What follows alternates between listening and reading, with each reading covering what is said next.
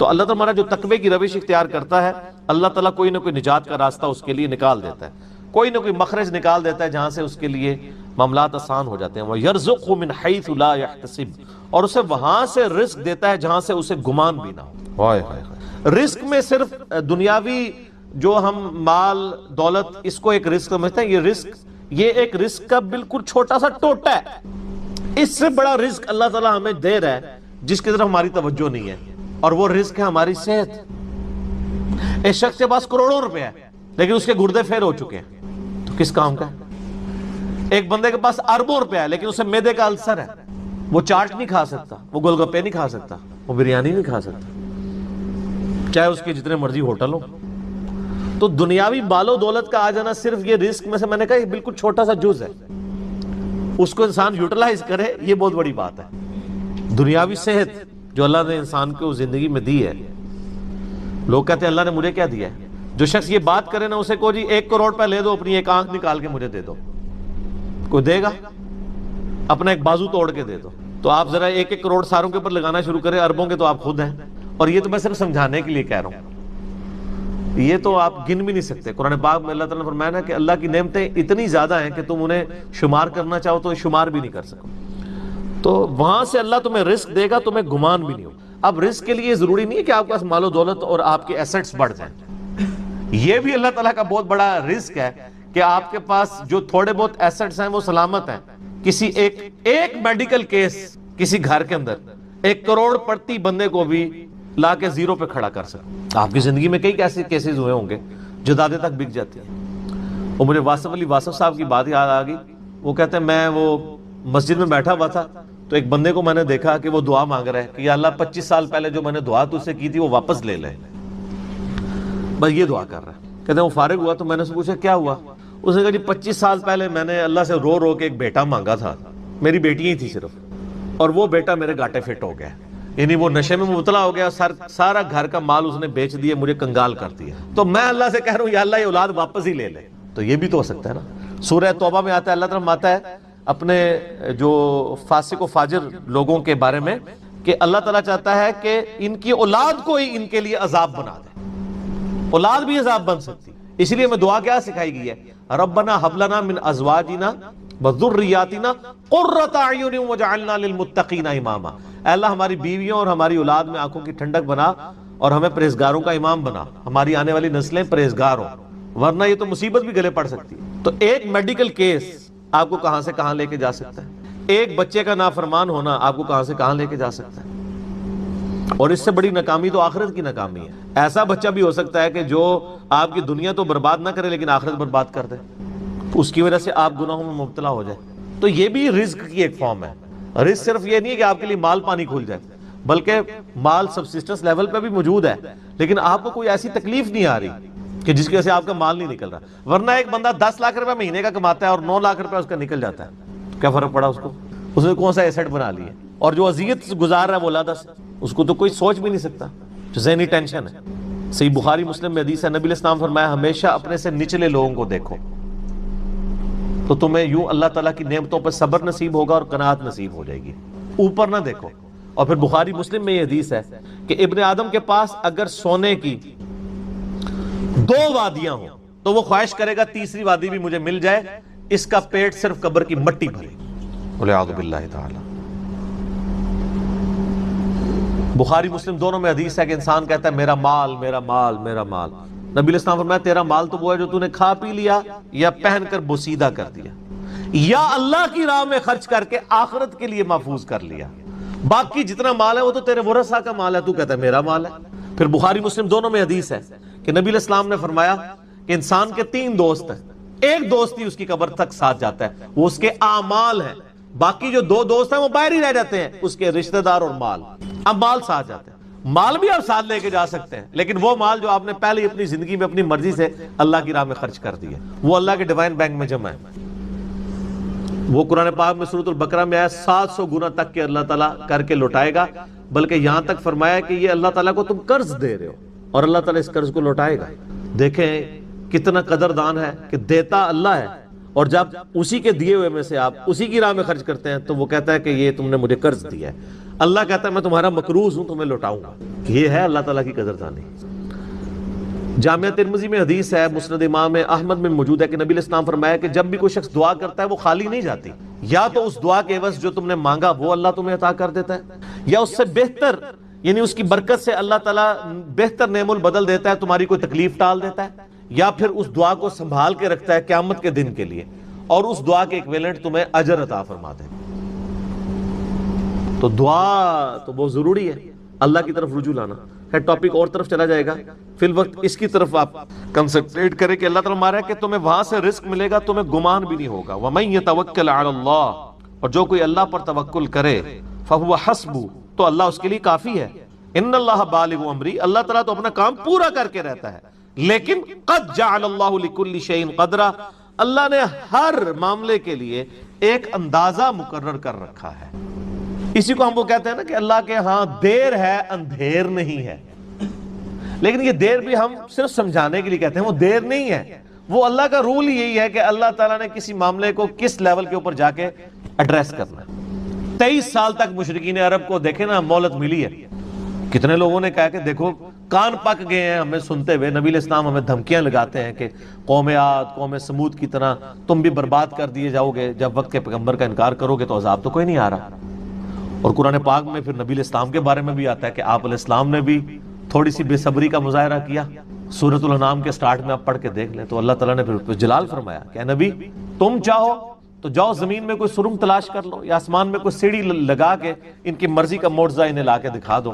ہم اپنے فیصلوں میں یعنی کسی کے پابند نہیں ہیں. پھر سورہ آل عمران میں آتا ہے جب غزوہ احد کے موقع پہ نبی علیہ السلام کی زبان سے بد دعا نکل گئی خالد ابن ولید کے لیے کہ اللہ تعالیٰ ایسی قوم کو کیسے ہدایت دے گا جنہوں نے اپنے نبی کا چہرہ خون سے رنگ دیا.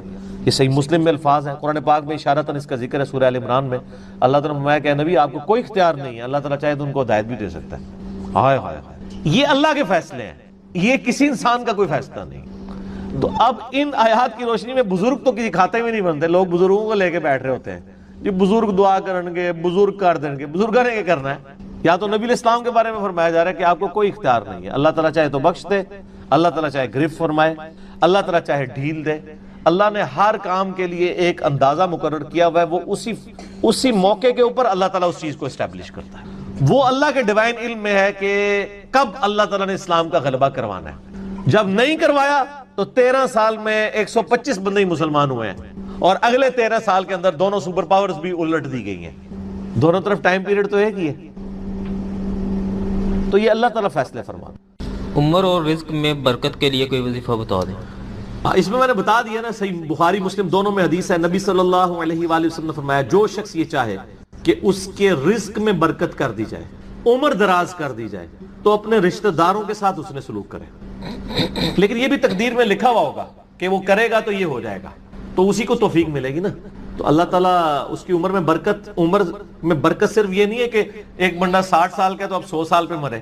کئی 100 سال کی زندگی پاتے ہیں اور کام چوانی کا بھی نہیں کر کے مرتے. اور بعض لوگ 50 سال میں اتنا کام. امام شافعی کی عمر 55 سال تھی صرف جب فوت ہوئے ہیں. چلو شافعی کو تو چھوڑ دیں، اس سے پہلے آ جائیں. عمر بن عبدالعزیز 38 سال کی عمر میں فوت ہوئے ہیں. 38 سال کی عمر میں 3 براعظموں پہ ایسے نقوش چھوڑ گئے ہیں کہ آج دنیا حیران ہے. تو ان کو تو عمر بھی کوئی نہیں ملی ہے. یہ نہیں ہوتا کہ آپ کو عمر کتنی ملی ہے، آپ نے اس عمر میں کیا کیا ہے. آپ اللہ تعالیٰ آپ کو اسی ٹائم میں اتنی برکت. میں اپنے لیے آپ کو بات کرتا ہوں، میں کسی کیا بات کروں، میری زندگی خود اس چیز کا نمونہ ہے. آج جب لوگ یہ نہیں کہتے ہیں یار اس نے اتنے ویڈیوز چڑھا دی ہیں، کتنے بیٹھ کے ریکارڈ کرانا رہنا، حالانکہ ہفتے میں ایک ریکارڈ ہوتی ہے، صرف روزانہ ہوتی بھی نہیں ہے. لیکن کنسسٹنسی کے ساتھ، اللہ کی مدد کے ساتھ آپ اگر یہ کام لے کے چلتے رہے تو slow and steady wins the race. تو آج چیزیں آپ دیکھ لیں ہزاروں کی تعداد میں آپ کے سامنے. اور یہ حالات اللہ تعالیٰ فیوریبل کرتا ہے.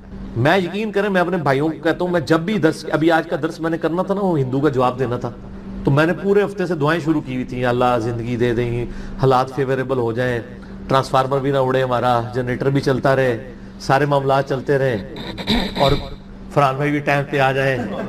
ٹھیک ہو گیا جی، کالر مائک بھی چل جائے، کیمرے کی بھی بیٹری چارج ہو، ساری چیزیں. یہ میں جو چیزیں میرے اختیار میں کر کے یا اللہ تو نے کروانی ریکارڈنگ، میں تو کچھ بھی نہیں. ٹھیک ہے. اپنے پورے ریسورسز مینج کر کے بھی اللہ پہ نظر ہوتی ہے. حالانکہ میرے دوستوں کو پتہ ہے میں کتنا وہمی ہوں.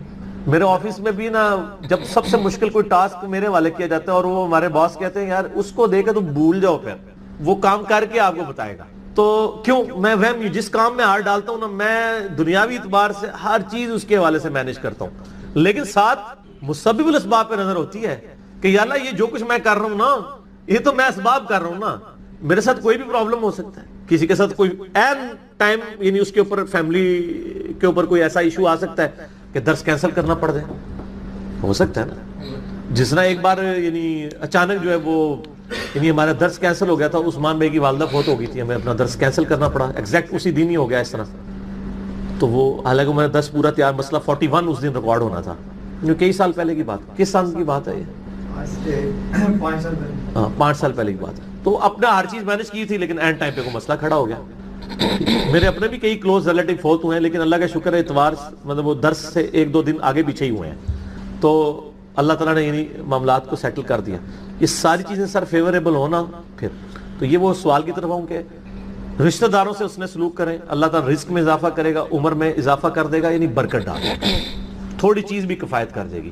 ابو داؤد میں ایک حدیث ہے, ایک صحابی کہتے ہیں میری ماں فوت ہوگی, فرمایا اپنی خالہ کے ساتھ اس نے سلوک کر, ٹھیک ہو گیا. تو یہ رزق کے بڑھنے کا ذریعہ. باقی دعا تو ایک ہی ہے, اللہم ربنا آتینا فی الدنیا حسنہ وفی الآخرۃ حسنۃ وقنا عذاب النار. یہ دنیا کے ہر کام کے لیے دعا ہے, رزق کی برکت کے لیے, اولاد کے لیے, اولاد کے اچھے مستقبل کے لیے, لڑائی جھگڑا ختم کرنے, دنیا کی ہر چیز اس میں داخل ہے. کیوں؟ ربنا آتینا فی الدنیا حسنہ, دنیا میں ہر چیز حسنہ عطا کر دے, بہتر, اور آخرت کی ہر چیز داخل ہے. وفی الآخرۃ حسنہ, آخرت میں قبر بھی شامل ہے, میدان حشر بھی, میزان عدل بھی. یہ واقعنا عذاب القبر, واقعنا عذاب الحشر یہ کہنے کی ضرورت نہیں ہے. بخاری مسلم میں حدیث ہے جو مر گیا اس کی قیامت قائم ہوگی, وہ آخرت میں داخل ہو گیا. اس میں سب کچھ ہے. اس میں ایک صحیح مسلم کی حدیث میں بتا دیتا ہوں, ایک صحابی تھے, بیماری کی وجہ سے اتنے کمزور ہو گئے کہ چڑیا کی طرح ان کا جسم ہو گیا. یہ آپ کو دعا والے چیپٹر میں مشکات میں 2 جلد میں بھی یہ حدیث مل جائے گی, صحیح مسلم کی. نبی صلی اللہ علیہ وآلہ وسلم عیادت کے لیے آئے, آپ نے حالت دیکھی, آپ نے فرمایا تو اللہ سے کیا مانگتا ہے؟ آپ کو پتہ چل گیا کہ مسئلہ کوئی گمبھیر ہے. کیا یا رسول اللہ, میں اللہ سے ایک ہی دعا کرتا ہوں کہ یا اللہ جو تو نے مجھے آخرت میں عذاب دینا ہے نا وہ دنیا میں دے, نعوذ باللہ من ذالک, اللہم اجرنا من النار. آمین. نبی صلی اللہ علیہ وسلم نے فرمایا سبحان اللہ, اللہ پاک ہے غلطیوں سے. اس کا مطلب یہ ہوتا ہے یہ انسان ہی غلطیاں کرتا ہے. اور تو اللہ سے یہ چیز مانگ رہا ہے, اور تیرے اندر ہمت ہے کہ تو آخرت کیا دنیا کا بھی اللہ کا عذاب برداشت کر سکے؟ اور تجھے تو چاہیے تھا تو دعا کرتا اللہم ربنا آتینا فی الدنیا حسنہ وفی الآخرۃ حسنۃ وقنا عذاب النار. وہ دنیا اور آخرت میں, یہ فنیٹک وہ صوفیہ والا کنسیپٹ نہیں, ٹھیک ہے, کہ دنیا میں گگڑے بن کے رہو اور اس طریقے سے جوئیں بھی ڈلی رہے اور کپڑے بھی اتارے رکھو اور پہنچے ہوئے بزرگ, یہ پتہ لگا کتنے پہنچے نے, ٹھیک ہے. تو وہ صحابہ کہتے ہیں جب انہوں نے یہ دعا کی نا تو چند ہی دنوں میں وہ اس طرح صحیح ہو گیا جیسے مردہ زندہ ہو جاتا ہے اس دعا کرنے کی وجہ سے. دنیا کی ہر بھلائی, کیوں بندہ نے پیپروں میں پاس ہونا یہ دعا کرے, لیکن صرف دعا کی کوشش بھی کرے گا, کوشش کے بعد دعا کرے, دونوں چیزیں پیرلل میں. کوئی شخص اپنے اوپر خود تقدیر غالب کروا دے نا پھر دعا کچھ نہیں کرتی ہے. یعنی ایک بندہ کہے کہ میں بسم اللہ پڑھ کے ساکٹ میں 2 انگلیاں ڈال دوں, نہیں, وہ آپ نے اپنے اوپر تقدیر خود غالب کرا لی ہے. آپ کہ نہیں میں بسم اللہ الذی لا یضر دعا پڑھ لوں اور جا کے میں جناب کوبرا سانپ کے آگے ہاتھ ایسے کر دوں تو سر وڑ لے گا تو ہم چھڑے گا نہیں, کیونکہ آپ نے خود اپنے اوپر تقدیر غالب کروائی نا. جب آپ اپنے اوپر خود تقدیر غالب کرواتے ہیں, آپ بسم اللہ الذی لا یضر پڑھ کے یہ تو نہیں کہ اسٹیئرنگ سے ہاتھ اٹھا لیں اور آنکھیں بند کر لیں تو جا کے ٹھوکیں گے سیدھے. جب کوئی شخص خود تقدیر غالب کرواتا ہے پھر دعا کچھ نہیں کرتی اس کے, دعا ہے تدبیر کے ساتھ, کیونکہ اس طرح دنیا کا نظام نہیں چل سکتا تھا نا. تو یہ ان دعاؤں کا یہ ہوگا کہ جو ناگہان, اسی لیے آپ دیکھیں حدیث کے الفاظ کہیں کہ ناگہانی آفت, خود لائی ہوئی آفت نہیں, ناگہانی آفت. آپ جا کے سانپ کے بل میں جا کے ہاتھ کو سیڑ دیں اور آپ کے میں نے پڑھا اعوذ بکلمات اللہ التامات من شر ما خلق, کچھ بھی نہیں ہونا, کیونکہ آپ نے اس دعا کی خود وائلیشن کر دی ہے. ناگہانی آفت ٹلے گی اس سے, ٹھیک ہو گیا. اور جو آپ اپنے اوپر خود طاری کریں گے وہ نہیں ٹلنے کی, وہ اس طریقے سے نہیں ٹلے گی. اس لیے یعنی یہ دعائیں وغیرہ پڑھیں, اس کے بعد تدبیر بھی کیا کریں. ویسے ہم باقی معاملات میں کرتے ہیں, کسی شخص نے صرف دعا پڑھ کے اپنا پیٹ نہیں بھرا, نہ پیاس بجھائی ہے, ہمیشہ کھانا بھی کھاتے ہیں پانی بھی پیتے ہیں, اور ان کو کہتے ہیں اسباب بھی ساتھ رکھیں, ٹھیک ہو گیا. وما من دابۃ فی الارض, اور زمین پہ چلنے پھرنے والی کوئی بھی مخلوق ایسی نہیں ہے, الا علی اللہ رزقها، مگر یہ کہ اس کا رزق اللہ کے ذمہ کرم کے اوپر ہے۔ ہمیں تو چند ایک مخلوقات نظر آ رہی ہیں نا جن کا رزق آپ دیکھ رہے ہیں۔ ابھی اگر آپ کو ویل مچھلی کا رزق بتایا جائے جو پیسیفک میں اور اٹلانٹک میں آج بھی ہزاروں کی تعداد کے اندر ہے، ایک چھوٹی ویل مچھلی بھی ایک وقت کا 500 کلو گوشت کھا جاتی ہے، 500 کلو۔ اور جو بڑی ویل مچھلی ہیں وہ تو آپ چھوڑ دیں، 30 ہاتھیوں کے برابر بھی ویل مچھلی ہے، اتنی بڑی بڑی ویل مچھلی ہیں، 30 ہاتھی 30 ان کے برابر ایک ویل مچھلی، اس کا رزق بھی اللہ تعالیٰ پورا کر رہا ہے۔ آپ کو تو بس چڑیاں نظر آ جاتی ہیں زیادہ زیادہ، تو کسی کے دماغ میں آ سکتا ہے کہ یار چڑیوں کا رزق اللہ پورا کر رہا ہے، تو زیادہ زیادہ اتنا ہی دماغ میں رزق آتا ہے۔ آپ ذرا ان جانوروں کے بارے میں سوچیں، اتنے بڑے بڑے جانور سمندر کے اندر، خشکی میں تو اتنے بڑے جانور ہی نہیں ہیں جتنے پانیوں کے اندر موجود ہیں، اور ان تمام کے رزق کی ذمہ داری اللہ تعالیٰ نے لی ہوئی ہے۔ لیکن یہ رزق کی ذمہ داری ہے کوشش کے ساتھ جڑی ہوئی ہے۔ یہ نہ سمجھیں کہ ویل مچھلی کے منہ میں آ کے اللہ تعالیٰ کو چیز ڈال دیتا ہے، نہیں، کوشش کرنی پڑتی ہے، انسان کو بھی کوشش کرنی پڑتی ہے۔ اللہ نے دنیا کو اسباب کے ساتھ جوڑا ہوا ہے، ہاں کوشش کرو گے رزق ملے گا۔ پوٹینشلی رزق اللہ تعالیٰ نے قیامت تک کے لیے اس پلانٹ ارتھ پہ رکھ دی ہے۔ دیکھیں آج سے آلموسٹ 200 سال پہلے تک تو کسی کو پتہ ہی نہیں تھا کہ زمین میں انرجی کا اتنا بڑا خزانہ موجود ہے تیل کی شکل میں۔ 1853 میں وہ پہلا کنواں پنسلوینیا میں امریکن سٹیٹ کے اندر دریافت ہوا تھا، کرنل ایڈون نے کیا تھا، اتنی ماشاءاللہ مٹھی داڑھی تھی، ہے کرسچن تھے ویسے وہ۔ اور عرب ملکوں میں وہ تو 20ویں صدی کے اندر تیل نکلا ہے، 1960 کے قریب جا کے یہ تیل نکلا ہے عرب ملکوں میں۔ اب میرا سوال یہ ہے کہ 1300 سال تک سارے بزرگان دین آج عمرے کے لیے جاتے رہے، جو نیچے نگاہ مارتے تھے تو ساتوں زمینیں کراس اور اوپر عرش پہ نگاہ پہنچتی تھی، کسی بزرگ کو تیل نہیں نظر آیا عرب کی سرزمین میں۔ ایسے بزرگوں سے جان چھڑا سکتے تھے، جو اتنے تے گئے نہیں ہون گے، تے مکے مدینے تے گئے سن نا، وہ تو لنگے نے نا، کسی نے تیل نظر آیا؟ دنیا کو اللہ نے بقدر ایفرٹ رکھا، اور یہ بھی اب مزید کوئی 50-60 سال کا تیل رہ گیا۔ پھر آنے والی دنیا ذکر کرے گی کہ انسانیت نے 250-300 سال ایسے دیکھے ہیں کہ اللہ نے ان کو ایک ایسا خزانہ دیا تھا کہ جس کو یوز کر کے ٹرینیں چلتی تھیں، ہوائی جہاز اڑتے تھے، اور وہ زمین سے تیل نکلا تھا۔ بعد کے لوگوں کے لیے تو ابھی پرابلم ہے ظاہر ہے، اسی لیے تو اب بیٹریوں کی طرف، سولر کی طرف شفٹ ہو رہے ہیں، لیکن بہرحال سولر ہو یا بیٹریاں ہوں، وہ تیل کا تو مقابلہ نہیں کر سکتی۔ آپ کو 1 لیٹر پیٹرول جو انرجی دیتا ہے، وہ انرجی بنانے کے لیے تو آپ کو کتنا بڑا ایریا چاہیے سولر پینلز کا، تب وہ انرجی ملے گی۔ تو اس کے لیے تو پھر آپ جہاز جو سولر والے انہوں نے بنائے بھی ہیں نا، وہ اتنے بڑے بڑے جہاز ہیں اور مسافر اس میں تھوڑے سے ہی بیٹھتے ہیں۔ یہ جو بوئنگ 747 یا ایئر بس 380 جو 500 مسافروں کو لے کے جا رہی ہے، اس کی انرجی اگر آپ کو سولر پینل سے کرنی پڑ جائے تو اس جیسے 50 جہاز بنائے تو تب جا کے اس میں اتنے بندے بیٹھیں گے۔ یہ تو ایک بہت بڑی تکلیف دہ چیز ہے۔ تو اللہ تعالیٰ نے بہرحال اب سولر کی شکل میں ایک اور خزانہ دیا ہے، اس کے اوپر محنت ہو رہی ہے، بیٹریز کے اوپر محنت ہو رہی ہے۔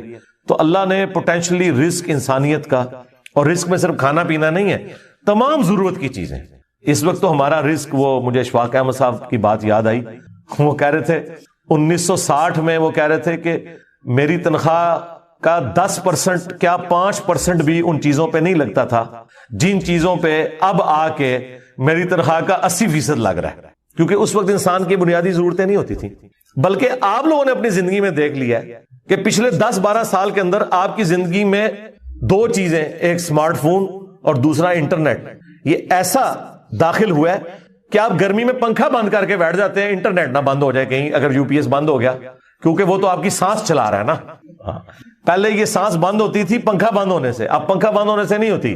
آپ نیٹ کا کنیکشن دیں، 2 گھنٹے بیٹھ کے لوگ نیٹ کے اوپر اور واٹس ایپ پہ ایک دوسرے کے ساتھ میسجنگ کرتے رہیں گے، پسینے چھوٹ رہے ہیں، ان کو کوئی پرواہ نہیں۔ پنکھا بند ہے کوئی پرواہ، نیٹ بند کر دے، پنکھا چلتا رہے، وہ کہیں گے جی زندگی سے موت بہتر ہے۔ یہ ہو گیا ہوا ہے۔ تو یہ تو آپ کی زندگی میں ابھی یہ انٹر ہوئی ہے نا چیز، الیکٹریسٹی ایک بنیادی ضرورت بن چکی ہوئی ہے۔ یہ سارا رزق ہے اللہ کی، نعمتیں ہیں اللہ تعالیٰ کی، اور اللہ تعالیٰ یہ ساری نعمتیں وقت کے ساتھ ساتھ ایکسپلور کروا رہا ہے، پوٹینشلی زمین کے اندر موجود تھیں۔ تو اللہ تعالیٰ فرماتا ہے تمام چلنے پھرنے والوں کے رزق کی ذمہ داری ہمارے اوپر ہے۔ وَيَعْلَمُ مُسْتَقَرَّهَا وَمُسْتَوْدَعَهَا، اور اللہ تعالیٰ کو ہر جاندار کے ٹھہرنے کی جگہ بھی معلوم ہے، اور الٹیمیٹلی جہاں اس نے سپرد ہونا ہے وہ جگہ بھی معلوم ہے۔ اللہ اکبر۔ ٹھہرنے کی جگہ تو آپ کو سمجھ آ رہی ہوگی کہ اللہ تعالیٰ کو یہ پتا ہے کہ کس انسان نے کہاں پہ رکنا ہے، کس شیر نے کس غار میں رہنا ہے، کس مگرمچھ نے کس میٹھے پانی میں گزارا کرنا ہے، کون سی ویل مچھلی کس سمندر میں ہے اور کہاں کہاں اس نے اپنا وقت گزارنا ہے۔ صرف یہ اللہ کے علم میں نہیں، وَمُسْتَوْدَعَهَا، اس نے مر کے جہاں پہ جانا ہے وہ جگہ بھی اللہ کو معلوم ہے۔ کس کی قبر جو ہے وہ مٹی کا ڈھیر بننی ہے، کس کی قبر سمندر میں بننی ہے، کس کی قبر شیر کے پیٹ میں بننی ہے، کس نے ایئر کریش میں ہواؤں میں بکھرنا ہے۔ ہر بندے کا جو الٹیمیٹ انجام ہے وہ بھی اللہ تعالیٰ کو ہر مخلوق کا پتہ ہے۔ سورۃ النام میں تو آیا ہے کہ کوئی پتا نہیں گرتا، نہ خشکیوں میں نہ سمندروں کے اندر، اور نہ کوئی دانا پھوٹتا ہے کسی زمین کی گہرائی میں مگر وہ اللہ کے علم سے، اور اللہ نے پہلے ہی لوح محفوظ میں لکھ لیا ہوا ہے کہ یہ ایسے ہوگا۔ یہ اس سے بھی اگلا ورژن ہے کہ نہ صرف وہ کام ہونے کے بعد اللہ کو پتا چلتا ہے، ہونے سے پہلے بھی اللہ نے اپنے علم میں رکھا ہوا ہے، اور علم میں نہیں لکھ کے رکھا ہوا ہے کہ یہ ایسا ہوگا۔ اور یہاں پہ بھی وہ ذکر آ گیا کہ رزق بھی اللہ کے ذمہ ہے، اور وہ جانتا ہے ہر بندے کی، ہر مخلوق کے ٹھہرنے کی جگہ اور الٹیمیٹلی سپرد ہونے کی جگہ۔ کل فی کتاب مبین، اور ہر چیز ایک روشن کتاب میں لکھی ہوئی ہے۔ وہ اللہ تعالیٰ کی بہت بڑی ہارڈ ڈسک ہے جس میں ساری مخلوقات کی تقدیریں اللہ تعالیٰ نے لکھ دی ہیں، اور وہ کوئی اللہ تعالیٰ نے یعنی خود سے کوئی محنت نہیں۔ وہ جامع ترمذی میں حدیث ہے، اللہ نے قلم کو پیدا کیا اور پھر اس سے کہا کہ لکھ جو کچھ ہو چکا اور جو کچھ ہونے والا ہے۔ بس قلم چل پڑی اور سب کچھ اس نے لکھ دیا، ہر چیز اللہ کے اشاروں پہ ہو رہی۔ رب اشرح لی صدری ویسر لی امری واحلل عقدۃ من لسانی یفقہوا قولی۔ بسم اللہ الرحمن الرحیم۔ ان اللہ وملائکتہ یصلون علی النبی یا ایہا الذین آمنوا صلوا علیہ وسلموا تسلیما۔ اللہم صل علی محمد وعلی آل محمد كما صليت على إبراهيم وعلى آل إبراهيم إنك حميد مجيد۔ اللهم بارك على محمد وعلى آل محمد كما باركت على إبراهيم وعلى آل إبراهيم إنك حميد مجيد۔ اللهم ربنا آتنا في الدنيا حسنة وفي الآخرة حسنة وقنا عذاب النار۔ ربنا آتنا من لدنك رحمة وهيئ لنا من أمرنا رشدا۔ لا إله إلا أنت سبحانك إني كنت من الظالمين۔ حسبنا الله ونعم الوكيل۔ يا حي يا قيوم برحمتك أستغيث ولا حول ولا قوة إلا بالله العلي العظيم۔ آمین۔ الحمدللہ آج 15 جون 2025 کو سنڈے کے دن ہماری یہ قرآن کلاس نمبر 219 نمبر کی اسٹوڈیو ریکارڈنگ ہونے جا رہی ہے۔ آج انشاءاللہ تعالی ہم سورۃ الانبیاء سورت نمبر 21 سے سٹارٹ کریں گے۔ آج پارہ نمبر 17 کا بھی آغاز ہو رہا ہے، اور پہلی سورت الانبیاء ہے۔ قرآن حکیم میں اس کا نمبر 21 ہے، اور یہ مکی صورتوں میں سے ایک صورت ہے، اور مکی صورتوں کا جو اسلوب ہے وہ عقیدہ توحید سے متعلق ہے، فکر آخرت سے متعلق ہے۔ اس میں بھی اسپیسیفکلی آخرت میں اللہ تعالیٰ جو انسانوں کو اٹھائے گا اس کے حوالے سے ڈسکشن ہے، اور مختلف انبیاء کرام علیہ السلام سے متعلق جو ان کو مختلف قوموں میں بھیجا گیا، ان کے جو حالات و واقعات مختلف جگہ قرآن پاک میں رپورٹ ہوئے، کمبائنڈ فارم میں آپ کو یہاں پر ملیں گے۔ اسی نسبت سے اس کا نام سورۃ الانبیاء ہے۔ اس میں حضرت ابراہیم علیہ السلام کا ذکر خیر بھی ملے گا، عیسیٰ علیہ السلام کا، سیدہ مریم کا، اور باقی انبیاء کرام کا۔ بعض کا نام آیا ہے، بعض کا تھوڑا تفصیلی ذکر آیا ہے، اور کنکلوژن اس کی اللہ کے محبوب صلی اللہ علیہ وآلہ وسلم کو جو اللہ تعالیٰ نے ٹائٹل دیا وما ارسلناک الا رحمۃ للعالمین، اس پہ جا کر یہ سورت کنکلوڈ ہوگی۔ انبیاء کرام علیہ السلام سے متعلق عقیدہ کیا ہونا چاہیے، اور انبیاء کرام کا اپنا کیا عقیدہ ہوتا تھا، یہ دونوں چیزیں اس سورت کے اندر بیان ہوگی۔ عام آدمی جس نے قرآن کبھی ترجمے سے نہیں پڑھا، اس سے اگر پوچھا جائے کہ سورت الانبیاء میں کیا ہوگا، تو عموماً جو آپ کو ان پڑھ جاہل قسم کے لوگ علماء میں سے بھی اور واعظین میں سے بھی، وہ آپ کو یہی کہتے سنائی دیں گے کہ جی اس میں انبیاء کرام کی خوبصورتی کا بیان ہوگا، ان کی آنکھیں کیسی تھیں، ان کے بالوں کا رنگ کیسا تھا، وہ اس قسم کی باتیں بیان کرتے ہیں اور ممبروں سے کرتے ہیں۔ سورۃ الانبیاء سے بہتر اور کوئی سورت نہیں ہے بات بتانے کے لیے کہ انبیاء سے متعلق آپ کا کیا عقیدہ ہونا چاہیے اور انبیاء کا عقیدہ توحید اپنا کیا تھا، یہ دونوں باتیں اس میں بیان ہوئی ہیں۔ اور ہمارے سب کانٹیننٹ میں جو دین تصوف نے عقائد کی خرابی پروپیگیٹ کر دی ہے، اس کی جڑ کاٹنے کے لیے ایک سورت کافی ہے، چھوٹی سی سورت ہے، اور عقیدہ توحید کو بھی واضح کرے گی، انبیاء کرام علیہ السلام کے اپنے سٹیٹس کو بھی واضح کرے گی کہ انبیاء کے بارے میں آپ نے کیا عقیدہ رکھنا ہے، ان کو منی گاڈ نہیں بنانا، اور انبیاء کرام ہر مشکل ہر پریشانی میں اپنے رب کی طرف رجوع لاتے تھے، اس کا ذکر بھی آپ کو اس میں ملے گا۔ یہ ڈومیننٹ چیز ہے سورۃ الانبیاء کے حوالے سے۔ سٹارٹ ہی میں آپ کو نبی اسلام کا جو ذکر خیر ہے، آپ کی جو دعوت توحید ہے، اس کے مقابلے پر مشرکین عرب نے جو آپ کو رسپانس کیا اور جو آپ کے لیے غلط زبان استعمال کی، آپ علیہ السلام کو جو تانے دیے، اور اس پر جو اللہ تعالیٰ کا جواب ہے، شروع کی چند آیات میں ہی آپ کو عقیدہ کلیئر ہو جائے گا۔ اس عقیدے کا کوئی لینا دینا نہیں ہے دین تصوف میں پھیلائے گئے عقیدوں سے، جن میں پیغمبر منی گاڈ ہوتا ہے، کوئی بزرگ بابا جو ہے وہ منی رسول ہوتا ہے، اور ان کے علماء جو ہیں وہ منی صحابی ہوتے ہیں، یعنی اس طرح ان کو ٹائٹل دیے ہوتے ہیں انہوں نے اور ایسے مرتبے دیے ہوتے ہیں۔ یہ سٹارٹ ہی میں آپ کو بالکل کلیئر ہو جائے گا۔ اعوذ باللہ من الشیطان الرجیم، بسم اللہ الرحمن الرحیم۔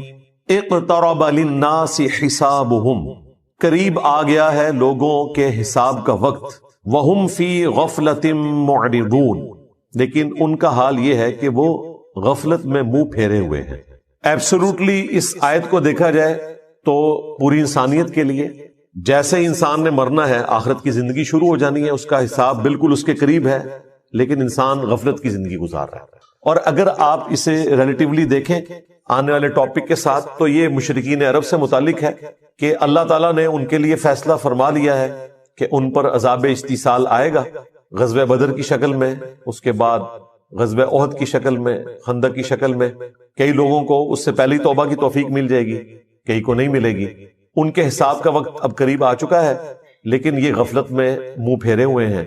ما یأتیہم من ذکر من ربہم محدث، ان کے رب کی طرف سے کوئی بھی نئی نصیحت نہیں آتی مگر اس حال میں الا استمعوہ وہم یلعبون، کہ وہ اسے سنتے تو ہیں مگر کھیل کود میں مگن ہوتے ہوئے، کیجول لیتے۔ سورۃ الفرقان میں ہے نا کہ اللہ کے نیک بندوں کی نشانی یہ ہے کہ وہ اندھے اور بہرے بن کر اللہ کی آیات پر نہیں گرتے، غور و تفکر کرتے ہیں۔ اللہ تعالیٰ کی طرف سے پیغام آیا، اسے سیریس لینے کی ضرورت ہے، بجائے اس کے کہ اسے سیریس لیں وہ کہتے تھے یہ اگلے لوگوں کی کہانی ہے، اور پہلے بھی ہم نے اتنی باتیں سنی، کوئی عذاب نہیں آیا۔ اگر یہ نبی واقعی سچا ہے اور یہ کہتا ہے کہ مرنے کے بعد زندہ کیا جائے گا، تو بڑا آسان سا ٹیسٹ ہے، ہمارے ماں باپ کو زندہ کر دے، ہمارے سامنے لے آئے، ہم اس پہ ایمان لے آئیں گے۔ تو بھائی اگر یہ سب کچھ ہو جائے تو پھر آپ کون سا ایمان لے کر آئے؟ ایمان کا تو مطلب ہی ہے غیب میں دیکھ کر ماننا۔ ان الذین یخشون ربہم بالغیب لہم مغفرۃ واجر کبیر، جو اپنے رب سے بغیر دیکھے ڈرتے ہیں ان کے لیے مغفرت اور بڑا اجر ہے۔ دیکھ کر تو سب نے مان لینا ہے۔ تو اللہ تعالیٰ فرما رہا ہے ان کے پاس کوئی بھی نصیحت آتی ہے، قرآن کی کوئی بھی سورت نازل ہوتی ہے، آیات نازل ہوتی ہیں، تو وہ اسے کیجول لیتے ہیں، اس حال میں سنتے ہیں کہ وہ کھیل میں مگن۔ آج مسلمانوں کا بھی یہی حال ہے۔ مسلمان تو خیر اس سے بھی پیچھے چلے گئے، وہ کم از کم سن لیتے تھے، یہ تو سننے سے بھی قاصر ہے، عربی آتی نہیں ہے، ترجمہ سنتے نہیں ہیں۔ لاہیۃ قلوبہم، ان کے دل غافل ہو چکے ہیں، وَأَسَرُّ النَّجْوَى، اور یہ آپس میں سرگوشیاں کرتے ہیں، الذین ظلموا، جو کہ ظالم لوگ ہیں، اور کہتے کیا ہیں، هل هذا الا بشر مثلکم، یہ تو نہیں مگر تمہارے جیسا ہی ایک انسان، یعنی نبی اسلام کے بارے میں وہ کہتے ہیں یہ تمہارے جیسے ہی ایک انسان ہے، اس نے جو دعوی پیغمبری کیا ہے اس میں اور ہم میں کوئی فرق نہیں، نعوذ باللہ۔ افتأتون السحر وانتم تبصرون، کیا تم پیروی کرو گے اس جادو کی جس کو تم اپنی آنکھوں سے دیکھ رہے ہو کہ یہ جادو کر رہا ہے، اس میں کوئی حقیقت نہیں ہے، تو آنکھوں سے دیکھنے کے باوجود تم اس سحر کی پیروی کرنا شروع کر دو گے، وَلِعَوْذُ بِاللَّهِ تَعَالَى۔ یہ نبی اسلام کے لیے وہ غلط کلمات استعمال کرتے تھے. اس کے بعد بھی کافی ساری چیزیں آئیں گی، لیکن اس میں غور طلب بات یہ ہے کہ ان کی بات سچ ہے لیکن اس کا اینگل انہوں نے غلط دیا ہوا ہے. یہ بات تو سچ ہے کہ نبی اسلام بھی انسان ہی تھے. سورہ بنی اسرائیل میں آیا کہ اگر زمین پر فرشتے آباد ہوتے تو ہم فرشتوں میں سے پیغمبر بھیجتے. اب چونکہ انسان آباد ہیں تو انسانوں میں سے پیغمبر آئے گا. بات سچ ہے، لیکن بظاہر تو یہ ہماری طرح کے انسان ہیں، اس میں کوئی شک نہیں ہے. سب سے بڑا فرق اس حوالے سے جو وہ ایمفسائز نہیں کرتے تھے وہ یہ تھا کہ ان پر اللہ کی طرف سے وحی آتی ہے، اور وہ ایسا کلام لے کر آئے ہیں عربیوں میں کہ عربی بھی ششدر رہ گئے قرآن کے اس اعجاز کو دیکھ کر. اسی وجہ سے جو لوگ حق سے غافل تھے انہوں نے یہ کہنا شروع کر دیا گویا کہ نبی اسلام جادو کر دیتے ہیں لوگوں کے اوپر. جو بھی سنتا ہے وہ آپ پر ایمان لے آتا ہے اگر وہ سلیم الفطرت ہوا. اگر بےایمانی پہ اترا ہوا ہے تو اس کے لیے قرآن میں کوئی ہدایت نہیں. سیدھی سی بات ہے، قرآن میں ہدایت اس کے لیے جو واقعی ہدایت قبول کرنا چاہے. صحیح مسلم میں جو دماد نامی ایک عامل کا ذکر ملتا ہے، اردو میں ہم زماد کہتے ہیں، عربی میں دماد ضاد کے ساتھ. وہ جھاڑ پھونک کا کام کرتا تھا. صحیح مسلم شریف میں آتا ہے کہ وہ جب مکے میں آیا تو کچھ لوگوں نے اس سے کہا کہ اس طرح ہمارے ایک بڑے ڈائنامک انسان تھے، بڑی اچھی پرسنالٹی محمد صلی اللہ علیہ وآلہ وسلم کی، اور کچھ عرصے سے انہوں نے یہ باتیں کرنا شروع کر دی ہیں. ہمیں لگتا ہے کہ وہ غار ہرا میں جو گئے تھے وہاں پر ان کے اوپر کوئی آسیب کا سایہ ہو گیا، تو تم علاج کرنا جانتے ہو تو تم ان کا علاج کرو. کوئی جادو ہو گیا ان کے اوپر یا آسیب آ گیا. صحیح مسلم کے الفاظ ہیں کہ وہ نبی اسلام کے پاس آیا تو اس نے کہا کہ اے محمد اگر آپ چاہیں تو میں آپ کا علاج کر سکتا ہوں. آپ بتائیں کہ آپ کیا دعوت رکھتے ہیں، میں آپ کی بات سننا چاہتا ہوں تاکہ میں جج کروں. تو نبی اسلام نے ابھی قرآن تلاوت نہیں کیا، آپ نے صرف خطبے کے سٹارٹ کے الفاظ اس کے سامنے تلاوت کیے. ان الحمد للہ نحمده ونستعینه ونستغفره ونعوذ باللہ من شرور انفسنا ومن سیئات اعمالنا. یہ خطبہ جو میں سٹارٹ میں پڑھتا ہوں. اس نے کہا کہ ایک دفعہ مجھے دوبارہ سنائے. دوبارہ سنا تو اس نے کہا میں گواہی دیتا ہوں کہ آپ اللہ کے رسول ہیں. یہ کلام ایسا کلام ہے ہی نہیں ہے. ابھی قرآن نہیں پڑھا تھا، صرف خطبے کے الفاظ. اور ظاہر اس میں تو دعوت تھی نا، آپ نے گاڈ اورینٹڈ ہونا ہے. ساحروں کی گفتگو اس قسم کی تو نہیں ہوتی، شاعروں کی گفتگو اس قسم کی تو نہیں ہوتی. وہ تو خوابوں کی دنیا میں رہتے ہیں، وہ تو عشق مجازی کا شکار ہوئے رہتے ہیں. یہ تو گاڈ اورینٹڈ چیز، اور وہ بھی اتنی پرفیکشن کے ساتھ وہ ایمان لے آیا.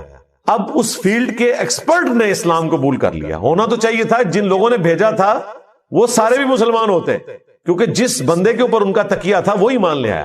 لیکن وہی ہوا جس طرح جادوگر ایمان لے آئے، فرعون نہیں ایمان لے کر آیا. حالانکہ فرعون کو ایمان لانا چاہیے تھا کہ اس کے اپنے جادوگر مان گئے کہ یہ جادو نہیں ہے.